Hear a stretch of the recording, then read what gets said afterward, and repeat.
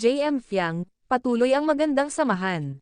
Spotted nga, sina Fiang at JM, na magkasama muli, after ng pag-guest host ni JM, sa Bingo Plus. Spotted ang mga ito, with Nam.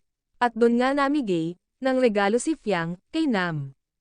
Ang bait ni Fiang sa lahat, ng mga nakapaligid sa kanya. Yung mga bash, sa JM Fiang. Walang saysay yan, sa kanila. Di nyo sila masisira, sa ginagawa nyo. Samantala, Mami Ella, proud niyang pinost, ang I love you daw, Ali, na message ni JM, kay Fiang. Nirepost din, ni Mami Mirna, si JM na nag-message, kay Fiang.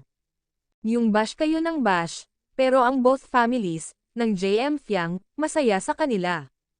At very supportive pa, ang mga ito. Sila mismo, ang nakakakilala sa dalawa. Sila mismo ang nakakasama, ng JM Fiang.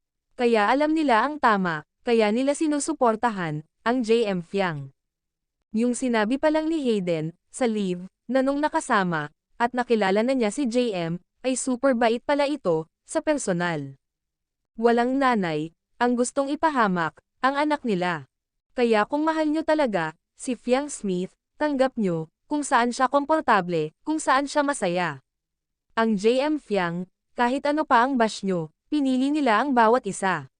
Si JM, bihira sa lalaki, ang kaya nitong i-broadcast, sa social media, ang pagpapahalaga niya, sa babae.